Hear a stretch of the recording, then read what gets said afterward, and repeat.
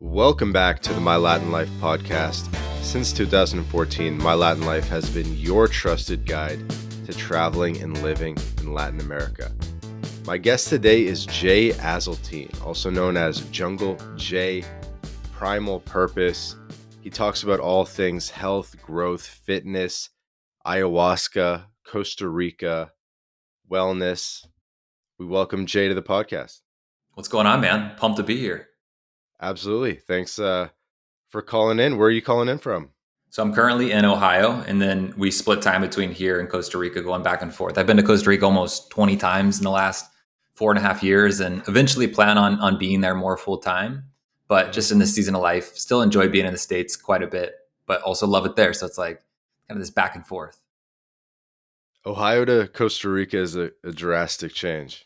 It is. It definitely is, and in a lot of ways, but also it's similar for me in a lot of ways. I have so many like-minded people here in Ohio. And I spent the last 3 years prior to Ohio in Austin, Texas. And so I've been kind of all over the place, but I grew up in Ohio. But yeah, I'd say it's a pretty big shift in topography for sure, and weather. Absolutely. Yeah, the Costa Rica thing really caught my attention. There's this idea called reverse culture shock, which is where you go, back to your home country after, say, significant time in Costa Rica, and then you look at Ohio or the United States with a different lens. Yeah, my first few trips to Costa Rica, it definitely was like, man, like I just want to be here full time. Like I don't want to be back in the States. And then as time went on, actually, it kind of shifted. It actually made me appreciate the States more.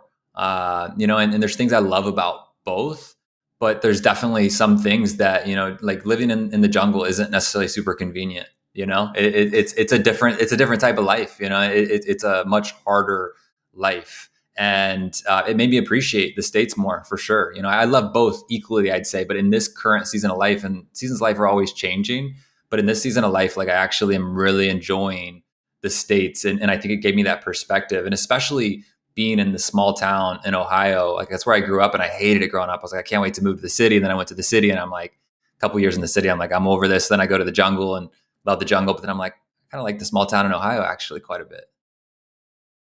There you go. It's coming full circle. Mm-hmm. You mentioned something which was some of the inconveniences of living in the jungle. Bring us back to that, because this is the My Latin Life podcast. Bring us back to the Sure. Yeah. inconveniences of the jungle. In the US, we have Amazon, we have the grocery store 10 minutes away. We've got air conditioning, all the things. And in Costa Rica, the longer periods I've spent there, and one of them, we didn't have air conditioning. And when you're there for just a week or two, it's no big deal. But like a longer stint there, you're just wet and sticky all the time. And I think that's first world props for sure. But like it definitely made me appreciate the luxuries of the States. And you can have that in Costa Rica too. Obviously, there's a lot of houses there that have air conditioning, and you're driving on dirt roads. And, I had this, vehicles are very expensive in Central America. So I had this just beater vehicle, and you're going over all the bumps, and you're driving up mountains, and you got to go, 2 miles per hour so your car doesn't fall apart. So it takes you twice as long to get anywhere, and so those were some of the inconveniences for us, is just like the distance that you got to drive, and just, some of the living, experiences, at least the house and the vehicle that we had. And again, like, it sounds like first world problems. It definitely is, but again, it made me appreciate the things that I had growing up that I didn't realize were a luxury. Part of it is just when you're from a place that's flat, like Ohio, or, and you go to these mountainous places, you've never seen these like washed out roads before. Yeah, totally, dude. Especially after rain season, and when you go in like December, the roads are absolutely treacherous, like just massive holes everywhere, mudslides. And when you have a nice vehicle, like when I go down to host my retreats, I have a brand new, high-end SUV, and you can fly over that stuff. But when you got an old beater vehicle, it's like you got to go so slow, like a tortoise, and it takes you an hour to make a 20-minute drive. Yeah, there's definitely a skill to driving in the mountains. Definitely. Driving uphill, that something that you wouldn't develop unless you were exposed to these really mountainous areas.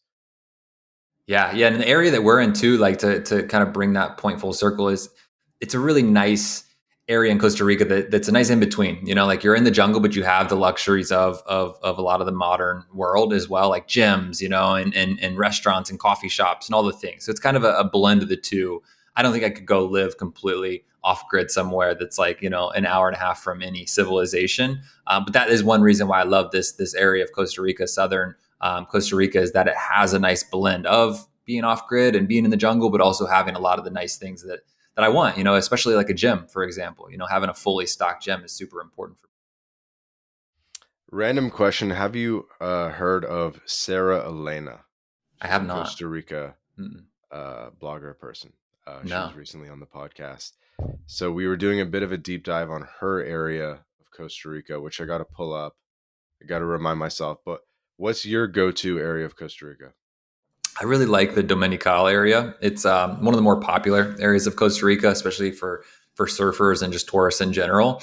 And there's a whole stretch down that coast that has a couple of different beach towns that has, again, like all the butcher shops, like all the nose to tail. It's called the Bitcoin jungle as well. So like all the places there except Bitcoin as well. So it's a hub. Paul Saladino, the carnivore MD, lives in that area. A lot of influence type people have moved to that area. So it's definitely a Yeah, nice who's that blend. guy? The carnivore MD? Yeah, Paul Saladino. Paul Saladino. Yeah, Yeah, people have told me to get this guy on the he's great. podcast. Yeah, I met him one day at the market. He was a really cool guy. He's got a huge brand, huge social media. He's been on Rogan and some other big podcasts, but a good dude, and really opened me up to eating like beef organs and kind of the whole nose to tail approach, which is a big part of my nutrition protocol. In Dominical. Yeah.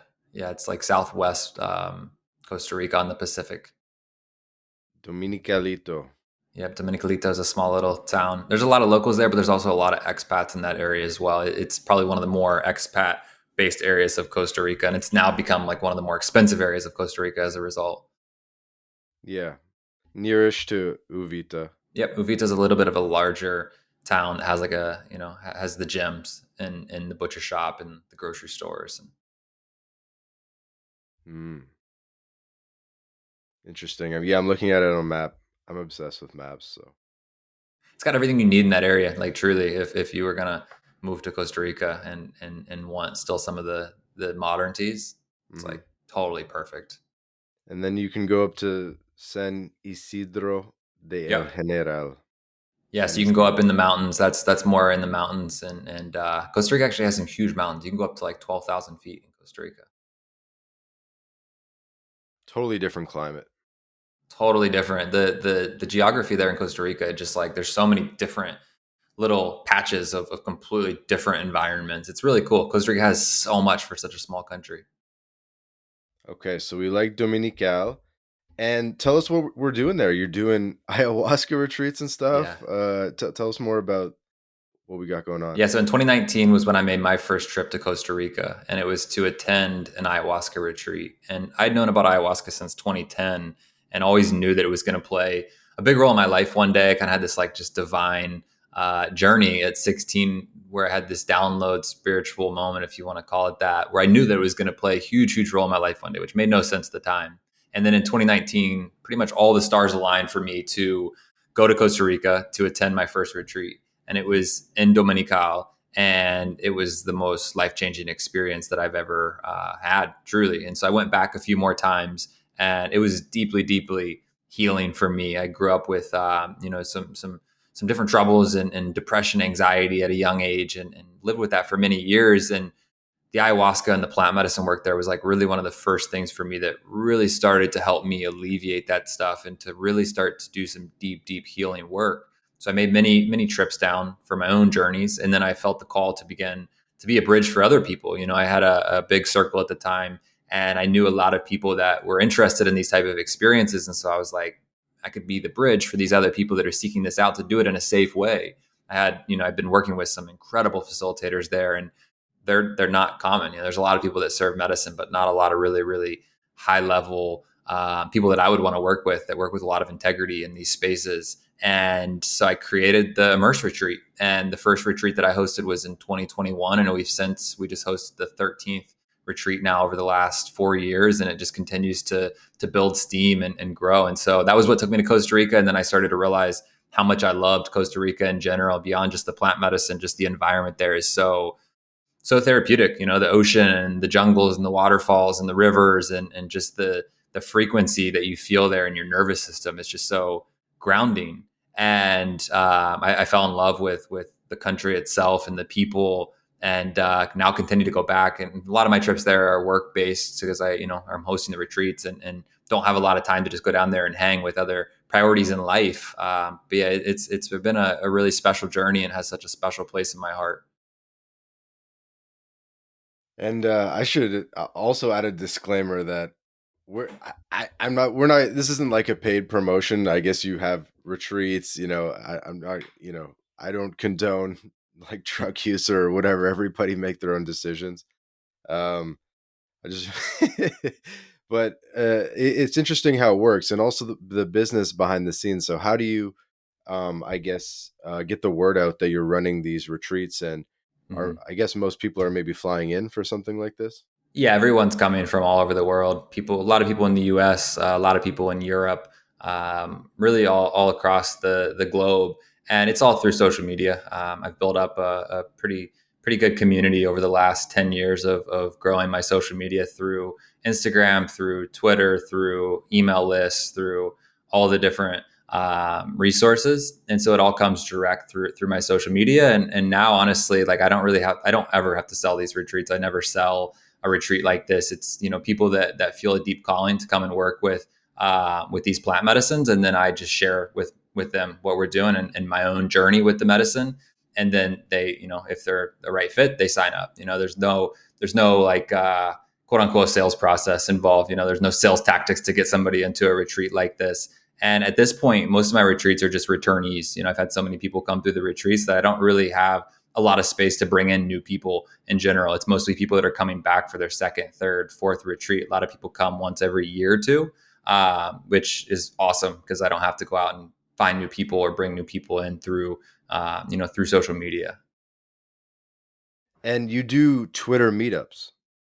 Yeah, so when I was in Austin, I did much more of the Twitter meetups. So I would do a weekly men's group when I was in Austin. We'd meet up at Zilker Park in Austin. It's a beautiful, beautiful park there. And we would do breath work at sunrise. We would do, a body weight workout and then a sharing circle. Something I'm really big on is fellowship, creating community for men, like the retreats that I just mentioned. There's so much more than just plant medicine. It's really the community focus. It's the brotherhood aspect. Like a lot of men are missing that in their lives. They don't have fellowship. They don't have friendship with other like-minded men that inspire them to grow, and I'm passionate about creating that both in person and online, and just providing those type of communities and those type of containers for men to come together and do hard things. I'm a huge advocate of doing hard things, pushing yourself physically, mentally through a lot of different, paths. And then also a space for men to come and be vulnerable. I think it's really important for men to have a space to open up, to be vulnerable, to be able to share their feelings. Like a lot of men, they have a tough outer shell, but deep down they're really struggling, and they never have really a space to share that. And so we create containers to share that, and oftentimes free, totally free spaces. And now in Ohio, I'm creating a rucking group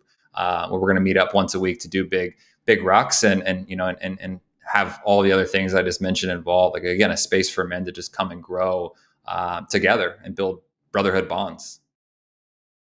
Yeah, that's awesome. I mean, Twitter can be such a good connector. Twitter's awesome, man. Twitter's my favorite platform for sure. And just like the community there, right? So like we have this awesome community of men and women, but predominantly men is kind of the niche on Twitter, and it's like we're all on there pumping each other up and pushing each other and inspiring each other to be better every day. It's awesome. Hmm. Yeah, you built yours up pretty good. So, just for reference to the audience, Jay has 19,000 followers. You can follow him, Jungle double underscore J. Yeah.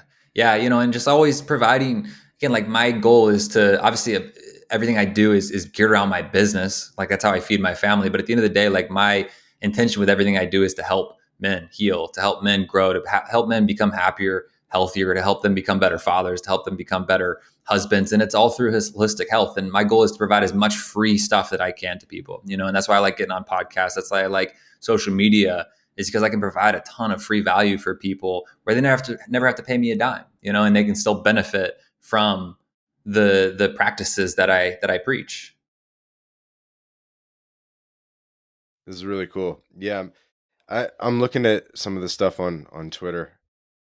Uh, so tell me this. This is random, but I just see the guys like hanging on the beach. I'm like, at what point in the ayahuasca process? Should we go to the beach? Like, do we got to wait for it to wear off, or what? So it's funny. The ayahuasca is what brings people to the retreats initially, but then they realize at the end of the retreat, they're like, that was such a small part of the actual experience. It's like 10% of the actual experience. There's 2 nights of ayahuasca over a 7-day retreat, and there's so much more Two to it. nights of ayahuasca, Yeah, there's meaning two. like you do it twice.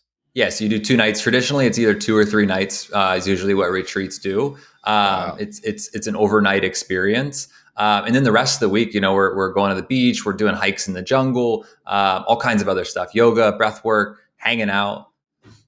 Is that common to do it twice in the same Yeah, retreat? it's again like a lot of retreats will do 3 nights. Even I think 3 nights is ideal, but with all the other stuff we have involved in the retreat, there's just not enough space in this retreat specifically. But yeah, very common for at least 2, sometimes 3 or more even. I did not know that. Yeah, yeah, Hmm. And is it run kind of the same as if, like, where have you maybe done it, or there's certain hot spots, right? There's like yeah. Costa Rica is one of Iquitos, them. Peru. I guess Costa Rica is Hmm. one of them. Yeah, Maybe like uh, Colombia. Ri- Colombia, Riviera Maya. I'm guessing Hmm. like Tulum. Yeah, Um, tell me kind of like do different places have maybe different totally. philosophies? Totally, yeah. So there's a lot of different lineages of ayahuasca. So like ayahuasca is not just like this one thing, like it's not all created equal. So there's these lineages. One of them is called Shipibo, another one Santa Daime. There's a number of them that have spread all across the world, and it all originates from the Amazon and Brazil is like where originally ayahuasca was from, and that was 10,000 plus years ago, most likely. No one knows exactly, but a lot of people think that it was over 10,000 years ago when ayahuasca was originally found. And so each different lineages have a completely different way of creating the experience, and some are done in complete darkness where you're in darkness the entire night. And there's these icaros that are sung by the shaman, and it's kind of like this weird, like static noise almost. Whereas the ceremonies that we do, there's a fire going in the middle of the temple, so there's light all Mm. night, and they're singing these hymns, and so it's like a much lighter environment, if you will, whereas the darkness is a lot heavier, and so like there's so many different ways that it's led that ultimately creates the experience that you have. That makes sense. I think a fire would be comforting. It is very comforting. It's like it just always brings you back. If you're going through a hard time and you're really in it, you just open your eyes and you see that fire going, and it's like, all right, I got that warmth within me. That fire that burns within me. That is your heart. That's always there. That's like the center point. Can you go swimming on ayahuasca, or do you just not even know where you're at? No, so you're depends. Like some nights it's stronger than others, but you would never want to go swimming in the ocean, especially at night. The ceremony's at night too, so like I would never recommend going and swimming in the ocean, regardless. But no, you're pretty grounded during ceremony. Like you have a mat that you're sleeping on. You can get up and stand up, and you can go outside and like look at the stars and and move, in that regard. But yeah, you wouldn't want to swim. But ayahuasca sometimes is very sober, like where you just feel completely sober.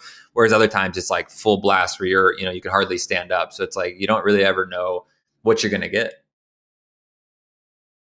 Okay, so you still have some like idea of control of your body, though. Yeah. You're always like, yeah, I mean, for the most part, I'll say like sometimes it can be for, Yeah, for periods, yeah. like very strong, but you're there. Like like, okay, like, I'm here. Like I know who I am. But you can definitely go on some deep, deep journeys for sure. Every experience is different for every single person. Wow. And so what? And is there a reason that you need a week? Like, do you need like a come down period, or how does that work? And Yeah, it's like, what important. would like what other aspects of the trip are maybe like integral Yeah. to the trip idea? Totally. Yeah. The week, part of having a week is it's a whole day of travel there and back from Costa Rica for most people, so it's Mm. really like 5 days on the retreat and then 2 travel days. But outside of the actual medicine work, yeah, it's important to have, for us, we do the second half of the week is integration, so you're really starting to unpack the experience that you just had and starting to integrate that. And like, what does this actually look like in my life now going forward? Like what did I learn? What lessons did I gain from this? And now how can I actually implement this into my life going forward every single day. And what we do is we do a really thorough 6-week prep process for the retreat. So it's 6 weeks online together through Zoom calls. I send out a workbook in the mail. So they get a workbook in the mail that Really? has a lot of intentional journal work to prepare them for 6 that. weeks of pre-work. Yeah, and it's not like super intensive, it's very just like, along with what they're already doing in their everyday life, but a lot of it's just creating space. It's creating space for themselves, not being distracted all the time with their phones and with work, getting out in nature a little bit more, just setting aside time for themselves. There's a diet that goes along with it, just eating really clean, cutting out a lot of junk food, no alcohol. So 6 weeks of prep work, and then there's usually like an 8-week post-retreat experience as well, where it's more group Zoom calls just to support each other, provide accountability, and there's a lot of journal work post-retreat to unpack and start to integrate what they experienced. That's good. That's good that you have a Yeah, structured it's really approach. important. Yeah, it's so much more than just drinking ayahuasca and then like, all right, there you go. I wonder what the workbook stuff, the homework looks like, where maybe it'd be beneficial to people even without going through Oh the yeah, experience. definitely. Yeah, all the work that we do would be beneficial even if you weren't drinking ayahuasca. Like a lot of it's just generally going within yourself, setting aside time to be with yourself and to ask and thought provoking questions about your life and about who you are and about your patterns and things you struggle with and things you want to improve on. Bring me through that actually. So like what are yeah, bring me through some of the homework that I might expect to do prior to coming to Costa Rica. Sure, totally. Yeah, I wish I had the workbook with me. I usually have it on my desk, but we just moved, and so it's in a box over there. But some of the questions would be just like, what patterns are you ready to let go of in your life? Like what are you holding on to that is no longer serving you? Right? We all have things that we do unconsciously every single day that don't serve us. And so intentionally acknowledging those things and recognizing those things and then setting the intention, of letting that go, and then what are we going to replace it with? Another thing would be, what past experiences, like what childhood experiences, are there any specific childhood traumas or traumas in your past that you feel like are still being held onto that you potentially want to let go of in the medicine? Like ayahuasca has an incredible way of helping us heal deep emotional wounds, that a lot of things can't help us do, that are just deeply embedded in our system. And so it's setting those intentions through those intentional prompts. But again, like ayahuasca is just a tool. You can do deep healing work through a lot of different protocols. Therapy is the fantastic tool. Breath work, somatic breath work is a really incredible tool to help us heal Mhm. through just the breath. So there's all these different tools that you can use to do this healing work. For me, ayahuasca is an accelerator. It's a tool among a lot of other plant medicines. They're just simply tools and accelerators for growth and for healing. And so a lot of it's setting those intentions for what we want to let go of, what we want to release through that work and through that ceremony. And I was just curious, like, does everybody come to a retreat saying like I want to, change some aspect of myself, or some people just saying I just want to have the experience, I just want to have some fun, Yeah. trip out, you know, see some Yeah. shit. Yeah, everyone's different. Everyone has totally different experience. Everyone has different intentions. Some people have like serious stuff that they need to work through. Like I had a guy recently on a retreat. It's like one guy's going through like some serious shit, and some Yeah. guys just like I want to just have fun and like go fishing or Yeah. something. And it's like I don't know. It's a different approach, I guess, right?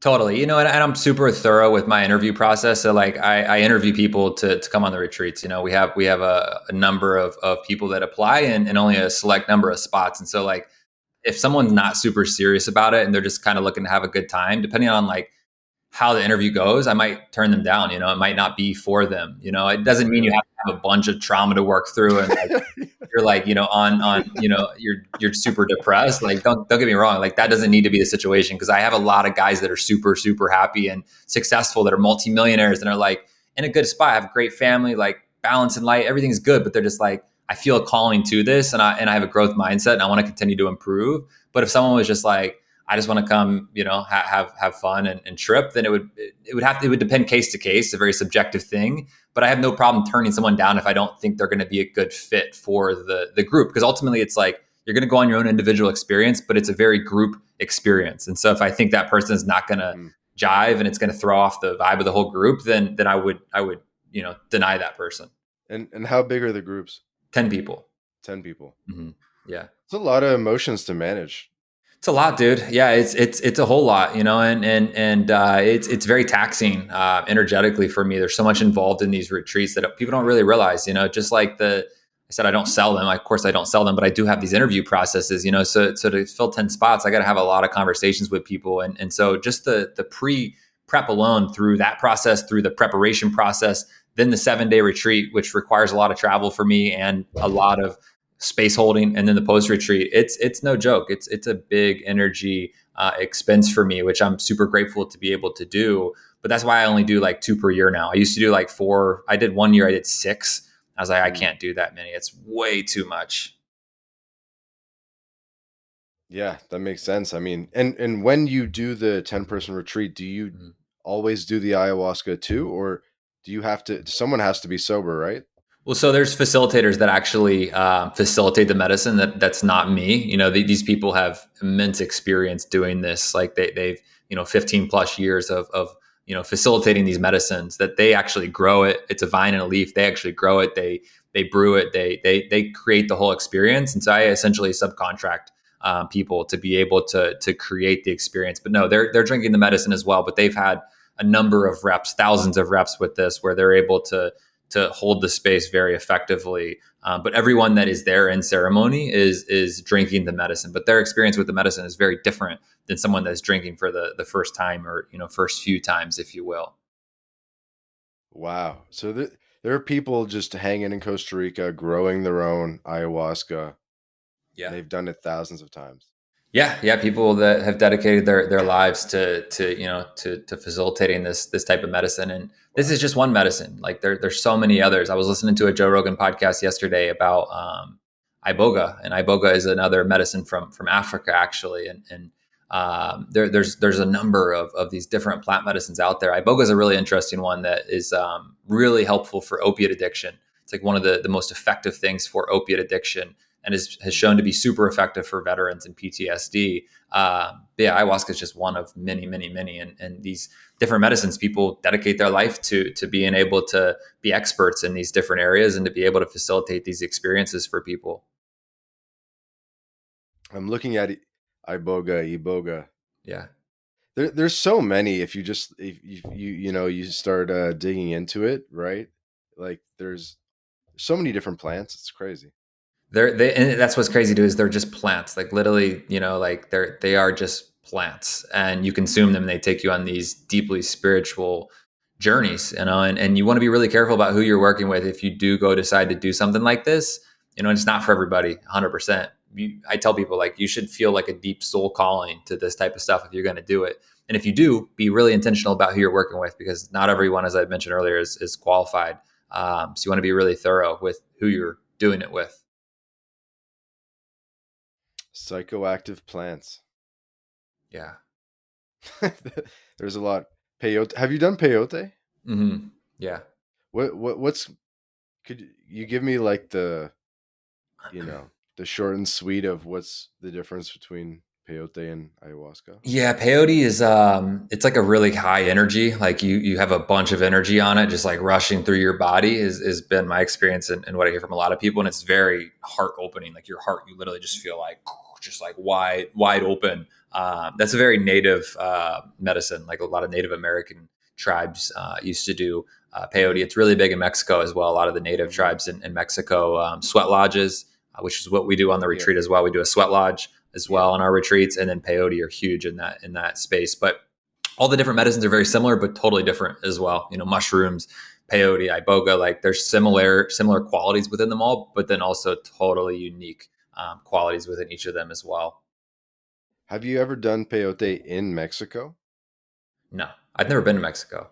You ever been to Mexico? No, I want to. It's on my list. That'd be a cool one for you is to do a sweat lodge, Yeah. or it's called a temazcal.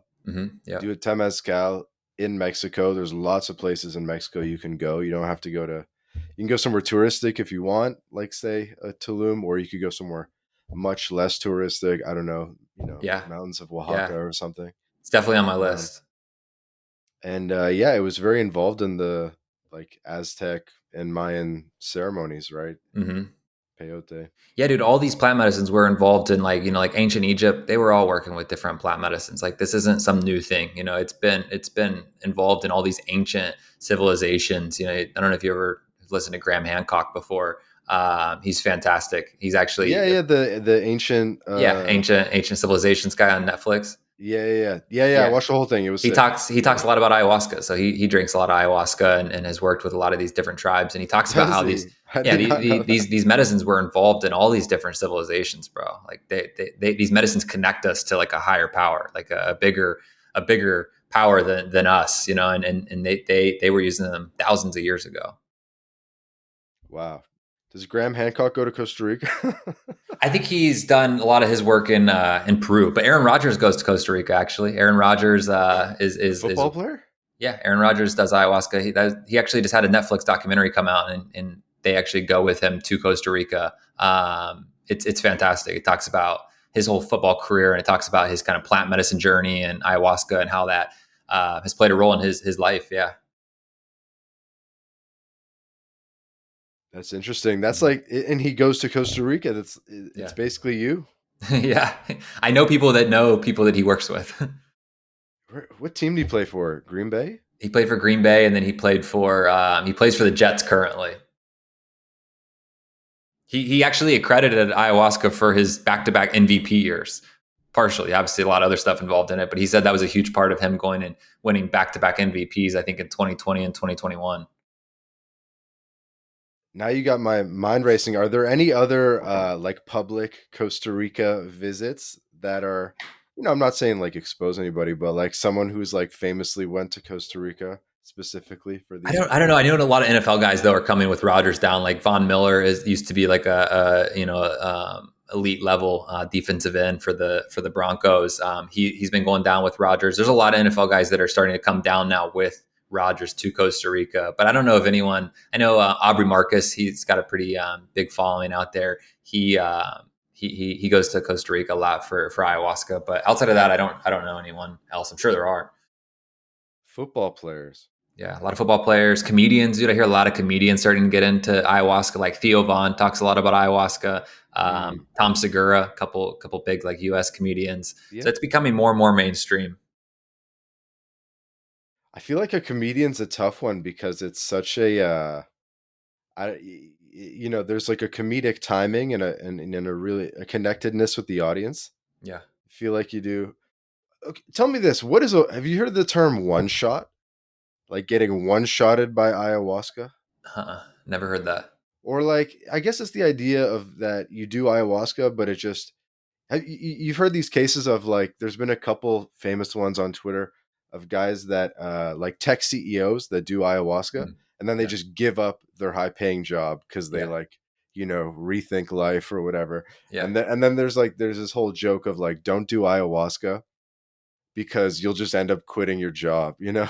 like Yeah, I could understand why that would be, especially if it's somebody that already has enough money to never have to work ever again, dude. It's like you do ayahuasca and it totally puts things in perspective and you're like, what the fuck am I doing? To acquire more money and more watches and more cars, like there's so much more to life. But at the same time, I've had a lot of multimillionaires come through my retreats that went home and were like really happy about what they were doing and just continue to get better at what they were doing as a business owner or entrepreneur.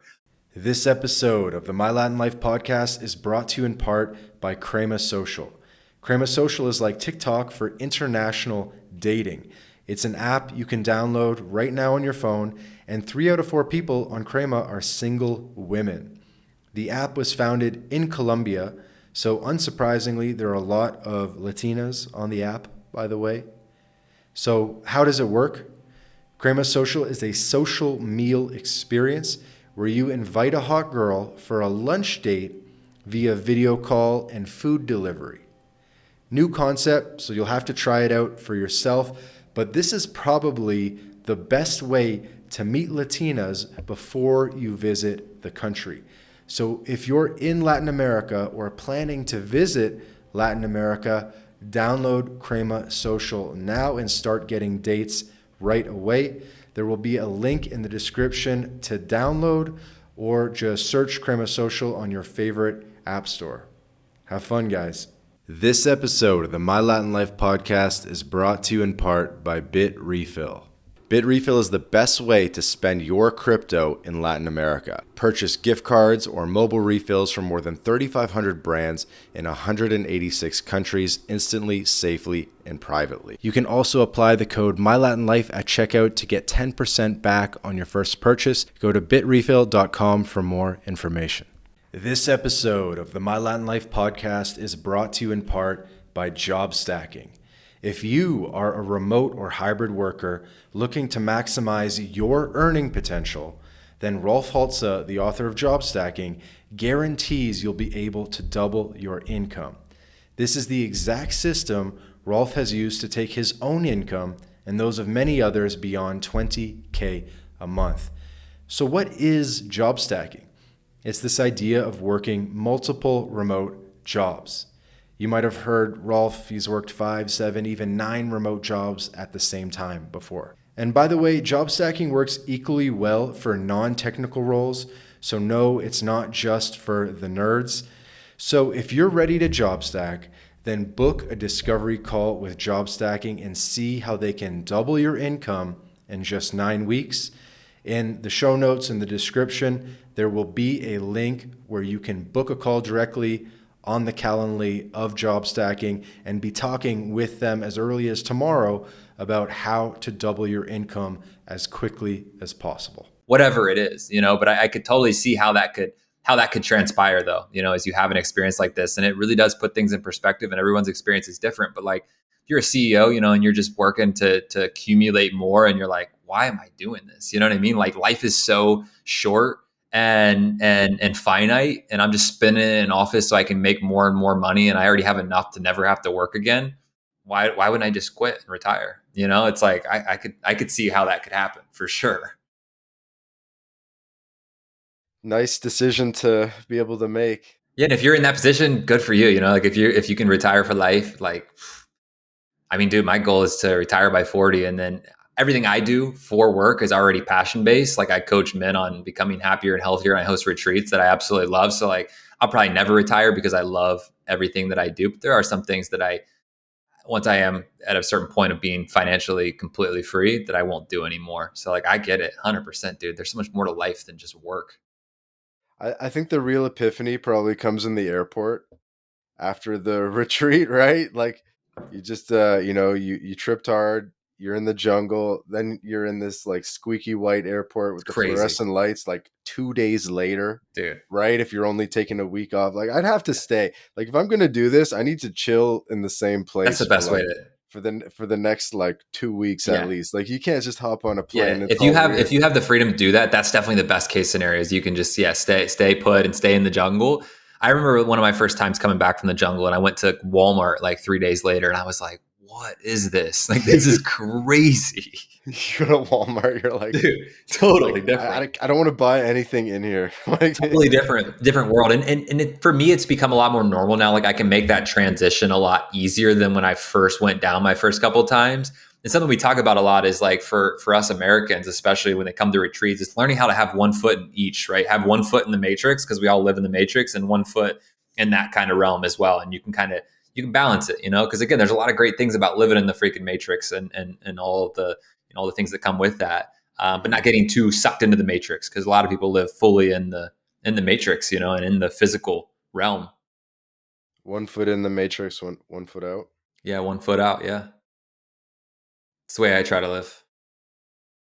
It's good to be, self-reliant. Yeah, especially in today's world. Like I want to eventually have my own farm where I have all my own food source. I have a buddy that actually lives in the jungle, and he's got like 400 acres of prime land in the jungle. He's got rivers, all of his own water source through his land. He's got like 5,000 fruit trees. He's got chickens, animals. He's got I think 15,000 edible fish stocked in his regenerative ponds. He's fucking set, like the world could come crashing down and he would be totally fine. Like that's my dream eventually, is to have everything I need. He's got solar and hydro power for electric. He's all good, like that's my goal, is eventually have that where I'm like fully self-sufficient. Dude, even just a couple trees on a property is such a game changer. Yeah. I was just recently out in this lime growing region, and just I didn't realize how many limes are on a lime tree. Like there will be 500 limes on a lime tree at a time, and it's like constantly in season. Wow. So it's like if you have one lime tree, you have limes for life, and maybe you eat less limes because you're not living in Mexico. But in Mexico, we have limes with every meal. Yeah. You know, That's amazing. Dude, fruit trees are absolutely amazing. Like I love fruit so much. I'm a huge fruit guy, and it's just amazing. They just grow off trees. You know what I mean? Like crazy. is in Ohio. What do we got? You know, I know the Great Lakes ish region. There's nothing. All we got is we got apples, Yeah, you can grow like apples, pears. pears. You You can grow grow pears. pears. You can grow berries. A lot of different berries grow in Ohio, and then you can grow a lot of vegetables during the summer. A lot of produce, like vegetables of all sorts, but not a lot of fruit. Not a lot of fruit grows in Ohio. Whereas in Costa Rica, you can grow almost any fruit. It's just like, it's amazing, dude. Papaya, The papaya. There's pineapple, bidiba is one fruit mango, that's biriba. yeah, it's I don't know if I know it's in Costa Rica. It's one of my favorite How fruits do you ever. spell that? I don't even know, honestly. I don't know, BID. I have no clue. All I know is it's in the jungle and it's freaking amazing. I'd never heard of it Biriba. Oh, before. Biri. Biriba. What was it? Biri. BA. The Yeah, lemon meringue pie fruit or wild sugar apple. sounds like it. Biriba, Brazilian name. Yeah, it's Is this it? I've never seen this before. I didn't pull it up, but it sounds similar. Okay, dude. This is one of those things you learn is like there's so many fruits that you just didn't even know existed. So many. As a kid, I thought they were just like the basics that I got at the grocery Right, store. You know, there right. were You like grow six up, different. you grow up in Ohio. You're just like, yeah. There's like six fruits. There's the banana. There's the orange, the peach. Yeah, the blueberries, the grapes. Yeah, yeah. There's like eight. You know, they might come out with a ninth, like Yeah, something yeah. That's why that's popular, to like the kiwi. it's so important to travel, man. Like to all the listeners that are that are in Ohio or in a small town, wherever they're at. It's so important to get out and travel. Like whether you go to Costa Rica or Mexico or wherever you go, it's so valuable to travel the world and just expose yourself to different things. Different fruits. Yeah, different fruits blow your mind.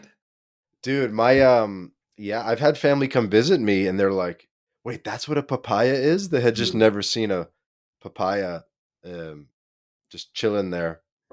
And that's like a pretty basic one, I think. They didn't know how to eat I don't know if you know guayava. Never heard of that. Um you know guayava is a passion but Hmm. and maracuya, you probably know. Maracuya is so good in drinks. But my family came down and they didn't know how to open a guayaba. Every fruit you got to like learn how to work with it, right? It's Yeah. fun. You get probably in Costa Rica they probably got 50 different fruits, easy, Yeah, 100 different definitely. fruits at Let's see. the like if you go to the Mercado Municipal. How many? I'm gonna see how many fruits grow in Costa Rica. Doesn't say. Because you It's go a to the lot. city market and they'll be trucking it in from like all different regions of the country, right? Yeah, I love the fruit stands when you drive by on the side of the road, dude. And there's just all kinds of fresh fruit. It's the Yes. best. Buy a juice out the window, coconut, Ceviche. ceviche Yeah, on the side of the road. yeah. There's a bunch of ceviche. There's a bunch of ceviche stands in Costa Rica. Uh huh. It's trustworthy. I don't really like fish, so I don't eat it. But No. I'm not a big fish guy. I like animals that are land based. Ah man, I would have thought fish would work well for ayahuasca because it's light. Yeah, it would. I just don't like it. Okay, fair enough. And isn't there a thing where you're not supposed to eat before you do ayahuasca, and then what? And then are they fasting for a period of time, and then you get them to eat again, and then? Everyone, there's so many different strategies and protocols. We just eat light, so we eat really clean whole food, and then like the day leading into the ceremonies, we eat really light. So it's not a lot of food in general. It's like soups and some sourdough and some fruit and maybe some eggs, maybe some fish potentially, but Hmm. just light food in general. Yeah, fasting's great. Not usually like end of ceremony. You want to have something in your stomach like 6 hours before. Just kind of helps with the digestion of the ayahuasca, but yeah, fasting prior to it is definitely something that we encourage. And is it true that like it's very common to throw up during the process? Yeah, and again, every different type of ceremony, it's in the ceremonies we do. I'd say like I've seen like 25% probably of people throw up during the night, maybe 20%, maybe 15%. Whereas others, like certain lineages, the ceremony is just different, and it's like 80% of people are puking. Yeah.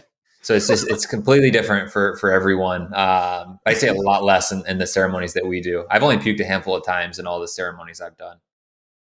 And the leaders who have done it 1,000 times, do they still yak occasionally? Do they still throw up occasionally? Occasionally, Or but like you don't yeah, see it. They sneak off, and they we'll sneak off. we'll purge. But it's yeah, not often. But they're still feeling it, like they're still in the experience for sure. But they know how to navigate it a lot more effectively. So they're playing music and singing and playing guitar the whole time. It's impressive. Okay, so something to be aware of. Just that's quite an experience, eh? Does it not throw off your trip like hearing other people It can, yakking? especially if it's like super intense. And if someone's like really going through it, like one of the helpers will guide them outside to kind of move them to a different space. But Uh-huh. it can definitely be distracting when someone's like really purging, and it's just like trying to kind of stay in your own space. But when someone's going through it, it definitely kind of pull you out of your experience. Yeah, that makes sense. Jeez. Sounds yeah, what a wild experience. It's And understatement. you had mentioned that you've been actually mostly self-employed for the past 8 years, something like that. Tell me Yeah, a little 8 bit years. about how you kinda make that work.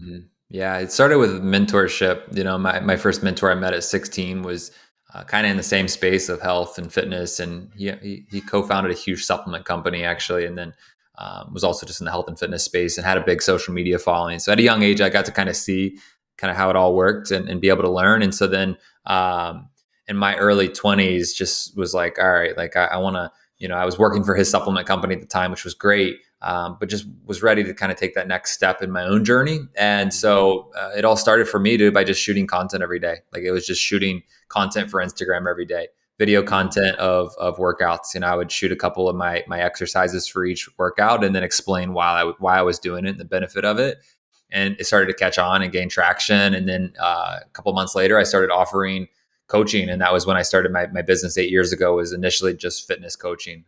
It was all geared through social media, through Instagram mostly at the time, and then I would jump on Zoom calls with clients, once a week, and then I would program for them through I think like Google Docs or something at the time, and give them their workouts, help them with their nutrition, check in once a week through the calls, and that started to grow and grow and grow, and it's kind of just steadily evolved over the years, and then obviously in 2021 I started the retreats that kind of added a new branch to the business, and it feeds each other. Like I get a lot of coaching clients out of retreats, mm, and so now it's grown to the point where almost 10 years in, and I've learned a lot through the journey, ups and downs, and I've had employees, and I've also cut back to where it's just me now as well. Like I didn't enjoy having a team and having employees, and I thought I wanted to build something real big, and then I realized I just wanted to keep it as a solopreneur type deal. It's just so much mm, less stressful and easier to manage, and I don't need to make tens of millions of dollars. Like as I've gotten older, I'm like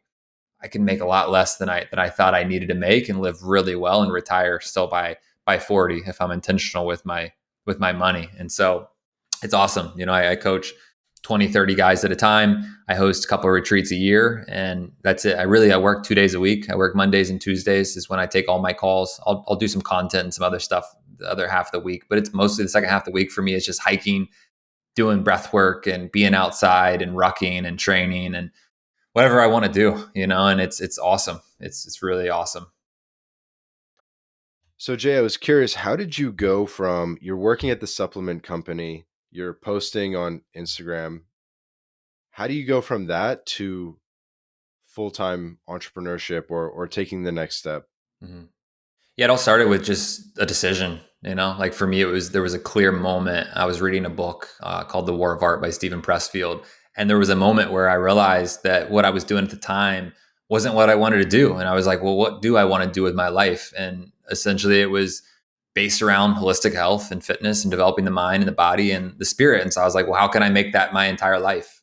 It was creating content was the next step. So I literally made a decision that moment, and then I went out that moment as well. And I bought a tripod and started shooting content and never looked back, and I just kept staying consistent, posting every day, continuing to just do the little things over and over and over. And now it's grown year after year after year. I think my first year in business, I made like $18,000 or something, and it's grown quite a bit since then. And it started though with a decision. Like that was really simply it for me. And mentorship, that was a huge part of the equation as well, was learning how to do what I was going to do before I ever did it. And I think that's a huge one for people out there that do want to start to transition to maybe building their own business, is learn from somebody that's already done it. Mentorship and consistency. Yeah. That makes sense. And so your first platform that you took over was what? Was Instagram? It was Instagram for like my first like 5 years of business was predominantly Instagram. And I had Twitter still, but I wasn't super intentional with it. And then I'd say like 2020, 2021 was when I started to really ramp up on Twitter more. And now Twitter is my main source of business. Instagram, I want to ramp up a little bit more in 2025 again, but it's mostly Twitter, Substack, which I'm huge on. I do a lot of Substack, Oh and yeah. then Community app, which is like a texting app that I funnel people into as well. Community app. Tell me about this. So Community app, you get a unique phone number. You can use like the same area code as your actual phone number, and you pay a monthly fee to the company. And then people can text you through their actual phone, and then it uses a different number than your personal number, and you can text them like you would on your iPhone through their app. And you can put people in specific categories, like for fitness or for retreats. And so basically, on my retreat website, I have a call to action to apply for the retreat by texting me a certain keyword. They then get added to the group. I can text with them there, and I can schedule a call through Calendly. But then I also just have them in that app where I can continue to nurture them, along the way. So I build all that content ahead of time. So I'll schedule like 3 months of Substack emails and texts in advance, and then I have them all scheduled out where it's kind of a drip. Where every twice a week I send out a Substack, and then I send out a text that's all geared towards just providing free value around mental, physical, spiritual growth. Okay, I think I might need to get the link from you. Investigate that offline. Yeah, and I I never don't heard know if about and this I one. don't know if they're based out of the US. I know they're based in the US. I don't know if outside of the US you can use them, but I'm sure there's other unique companies that do something very similar. And then I wanted to ask you, you mentioned once or twice retiring by 40. Mhm. Tell me a little bit about that. Yeah, for me, dude, once I realized that the retirement's not an age, that it's a number, everything started to kind of change for me on how I viewed retirement. Right. It's So for not me, an age, it's a it's number. a number. Yeah, Chris Johnson, he's got a really big social media following. He teaches people finance stuff. It's his quote. And that just kind of put everything into perspective for me. And so I was like, I kind of started to do the math and break things down. And I was like, I mean, really as low as like, I mean, it's a big number, but $3 million of net worth, I can retire for the rest of my life just off of the conservative 7% return each year, just living off the returns. Right. And Mhm. so by 40, for me, I can definitely do that, and for me, as I mentioned earlier, I don't think I'll ever retire because I do what I love. But the knowing that you never have to work again and that you can live off the 7% of 3 million is like a couple $100,000.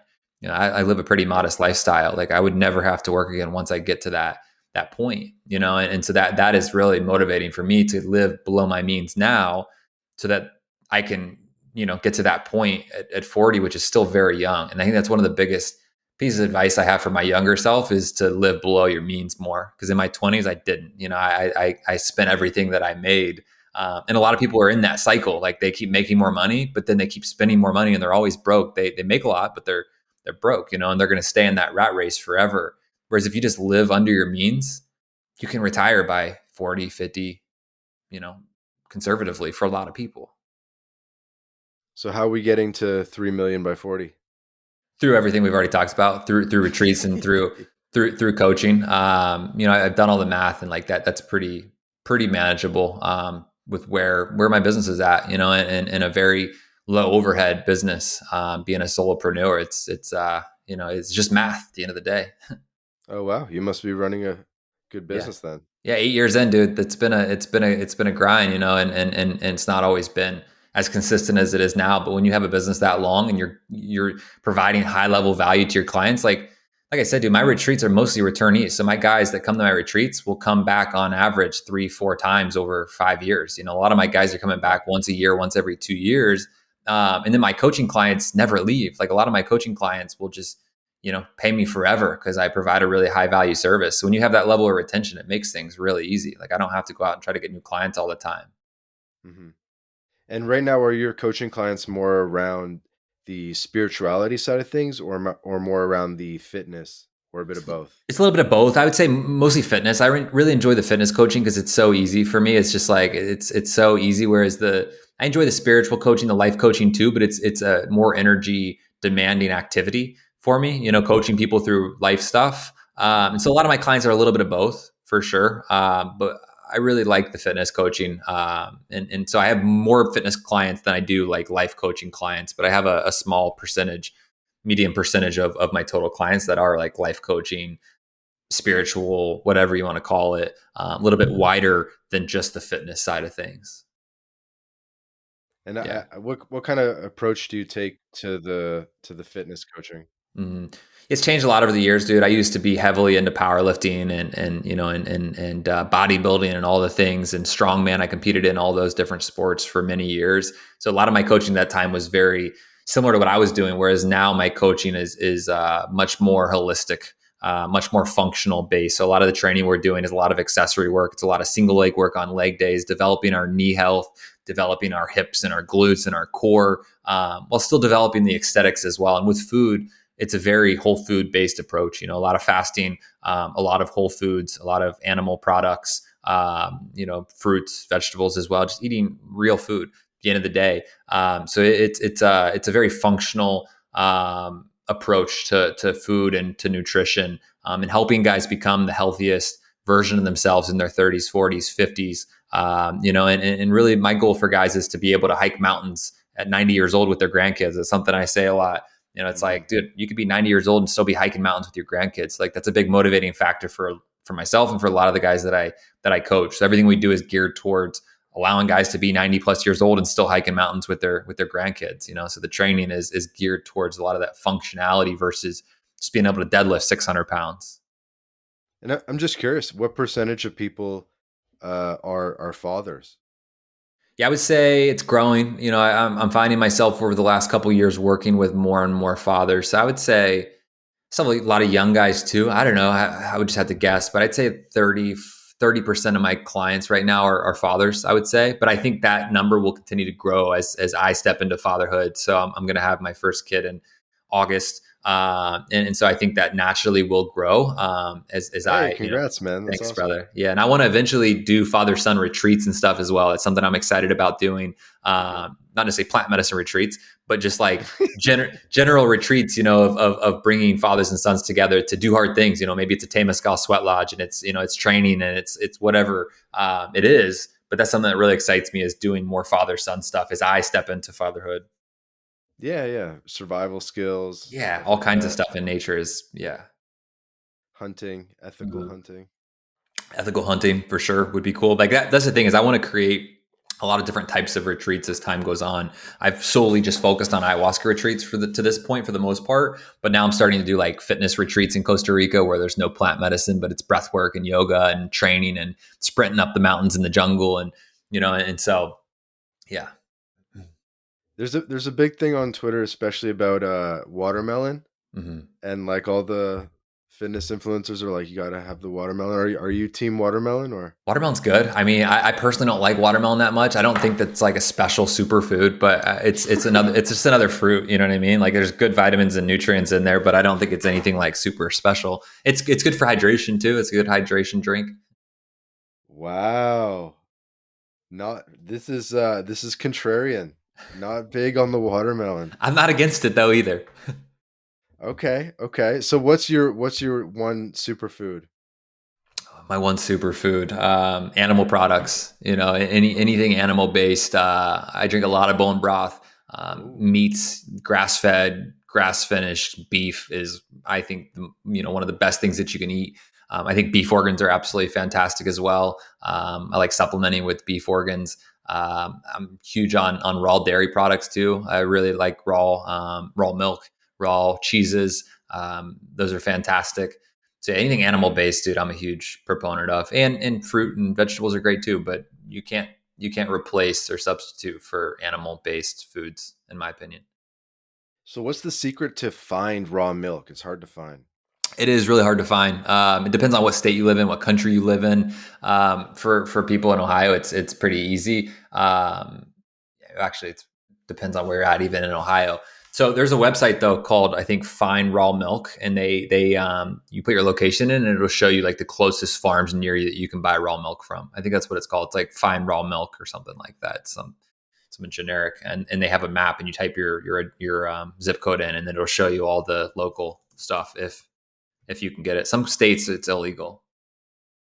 Yeah, Raw Milk Finder, I think is what it's called. Finder. And then what about in Costa Rica? Costa Rica, it's pretty easy. Like a lot of farmers markets, you'll be able to find raw milk. So if you go to a local farmers market, oftentimes you'll be able to find like raw goat milk or raw cow milk. Easier in Latin America. It's definitely easier in Latin America for the most part. You heard it here, folks. People ask, dude. People get in. We have Telegram groups. People get in. There's a link in the description, by the way. People get in our Telegram groups, and we have ones for different countries. Like we have like Argentina one, or Brazil one, etc.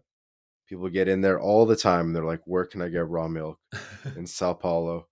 Like, That's awesome, dude. The trend is happening. Like more and more people are getting into raw milk. It's been so helpful for me. Actually, I'll tell a quick case study.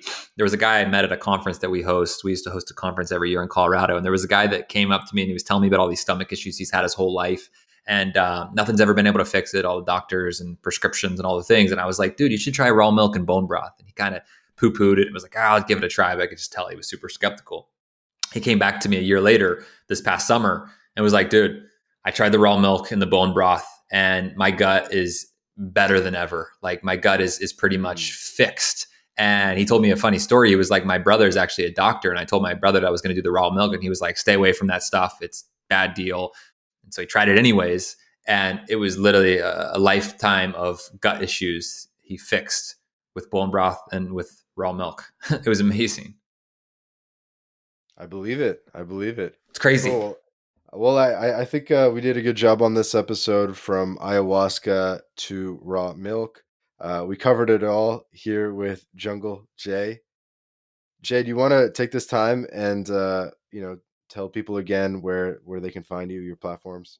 Sure, man. Yeah. And as you mentioned earlier, dude, like I'm not here to sell ayahuasca. And I know we talked about that a lot today. And if our people are interested in that, great. But I'm definitely not here to try to sell retreats, And so I hope people know that. And if you ever do feel deep calling to ayahuasca, look into it. But if not, all good. It's not for everyone. And so if you want to follow me on Twitter, that's the only thing I'm going to plug is Twitter and social media. I provide a ton of free value. Again, I'm not here to try to sell you anything. Follow along though. We have a ton of free value around weightlifting, fitness, food, and just positive message to everyone that wants that. And so Twitter and Substack, I would say, are the two best platforms if you want to follow along with free value. I've got the Substack linked in my Twitter as well. And so jungle__JAY on X, on Twitter. I still call it Twitter these days. Would love to have you follow along and here to support in any way I can. And if you want to message me, I'm here to provide again, and shoot me any questions you have. And I would love to help as much as I can. I just noticed that Shannon Michaela follows you, Yeah. fellow Costa Rica Yeah. enthusiast, right? Yeah. She's a friend. Yeah. She's absolutely awesome. Yeah, She's you met great. her? Yeah. We're friends. Yeah. She's fantastic. She's a really, really nice person. I had followed her on social media. I think I saw her through like Joe Rogan. And then I saw she was hanging out in the same area in Costa Rica. And then we just ironically ran into each other and have been friends ever since. And yeah, she's a really, really cool person. Good person. For the audience, who we're talking about is this lady that's gone viral a couple times for kind of like birth tourism in Costa Rica, and then also there was one where they were having she was like giving breast milk to like a couple like grown men, and Wasn't me. she has some like some takes that are like she has good takes. She has good takes, but she knows what she's doing to attract attention Yeah. and retweets, and sort of makes you rethink things like, say, makes you rethink diapers or rethink.